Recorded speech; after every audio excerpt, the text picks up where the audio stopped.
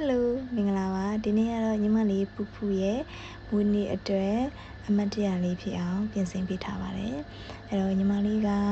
သူ3နှစ်သမီးတွေကမီးလောင်ထားတာပေါ့နော်မီးလောင်ဒဏ်ရာလေးကြောင့်မျက်နှာကတော့အသားရောင်လေးတွေမညီဘူးပေါ့နော်ဒီအသားရောင်မညီတာလေးကိုဒီကအတက်နိုင်ဆုံးတခြားလေးညှိပြီးတော့လင်းချပေးထားပါတယ်အဲ့တော့အသားရောင်လေးမညီရဖြစ်တဲ့အတွက်အရင်ဆုံးကွန်ဆယ်လာလေးနဲ့အရင်ညှိလိုက်ပါတယ်ဆိုတော့ညီမလေးရဲ့မျက်နှာကပြင်ရခက်တဲ့အထဲမှာတော့ပါတယ်ပေါ့နော်အဲ့တော့အတက်နိုင်ဆုံးဒီကတတိချာလေးပြင်ဆင်ပေးထားတာပေါ့နော်အဲ့တော့ပြီးရင်တော့ဒီဖောင်ဒေးရှင်းလေးအပေါ်ကနေထပ်ပြီးတော့အုပ်လိုက်ပါမယ်ဖောင်ဒေးရှင်းအုပ်ပြီးသွားပြီဆိုရင်တော့ဒီပေါင်နာလေးထပ်ပြီးတော့အုပ်တယ်ပေါင်နာအုပ်ပြီးရင်တူဝေးလေးပြန်ပြီးလိုက်တယ်ပေါ့နော်ဘာကြောင့်လဲဆိုတော့ညီမလေးကအောက်မှာလည်းဒီအသားရောင်လေးမညီနေတာဖြစ်တဲ့အတွက်တခြားလေးဖုံးအောင်လို့တော့အစင်စင်အသုံးပြုပေးရတာပေါ့နော်ပြီးရင်မျက်ခုံးမွေးလေးဆွဲပါမယ်ညီမလေးရဲ့ပြီးမျက်ခုံးမွေးလေးကလည်းအားနေတာဆိုတော့မျက်ခုံးမွေးလေးကိုလည်းတခြားလေးအားဆိုင်ပြီးတော့လင်းချပေးထားပါတယ်ဆိုတော့ဒီမျက်ခုံးမွေးလေးတွေကိုသူ့ရဲ့ပင်ကိုပေါက်နေတဲ့ပုံစံလေးဖြစ်အောင်အမြင်လေးတွေဆွဲပြီးတော့တခြားလေးပုံဖော်ပေးထားပါတယ်ပြီးရင်တော့တရက်လေးဖြစ်သွားအောင်လို့ကွန်ဆယ်လာလေးတုပ်ပါမယ်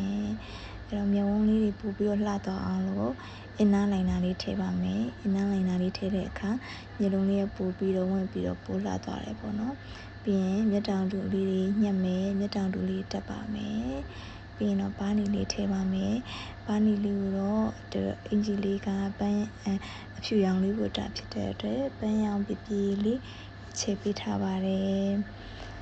ပန်းရောင်လေးနဲ့ဆိုရင်တော့သူ့ရဲ့မျက်နှာလေးပို့ပြီးတော့နှုတ်သွားအောင်လို့ပေါ့နော်ပန်းရောင်လေးထည့်ပေးထားပါတယ်အဲ့တော့အတက်နိုင်ဆုံးတော့တခြားစူးစမ်းပြီးတော့လင်းချပေးထားပါတယ်ပြီးနှကန်းလေးကိုလည်းပုံဖော်ပေးပါမယ်နှကန်းလေးကိုတော့ညီမလေးရဲ့နှကန်းလေးကဒီနည်းနည်းလေးကြီးနေရဖြစ်တဲ့အတွက်အောက်ကလေးနည်းနည်းလေးကျင်းပြီးတော့တခြားပုံဖော်ပြီးတော့ဆူထားပါတယ်အဲ့တော့နှကန်းလေးကိုလည်းပန်းရောင်ပဲသွားအောင်လို့ပန်းရောင်လေးချက်ပြီးတော့ဆူပေးလိုက်ပါတယ်အဲ့တော့နောက်ဆုံး result လေးကတော့စူးစမ်းထားသမျှအရာတိုင်းလေးကိုစိတ်ကျေနပ်ပါတယ်အဲ့တော့စတုံးလေးထုံးပါမယ်စတုံးလေးကတော့သမီးလေးအင်းကြီးဖြူထုံးပေးထားတာဖြစ်ပါတယ်စတုံးလေးထုံးမယ်ပြီးရင်တော့နောက်ဆုံးလိုအပ်တဲ့ဟာလေးတွေဒီလိုညှိချတယ်ပေါ့နော်တော့အင်ဂျီဝလိုက်တဲ့အခါမှာပါနီလေးရှိုးရတာဖြစ်တဲ့အတွက်ပါနီလေးထပ်တင်မယ်လိုအပ်တာလေးထပ်ပြပြီးတော့နောက်ဆုံး result လေးကတော့အခုတိုင်းလေးရပါတယ်ကျေးဇူးတင်ပါတယ်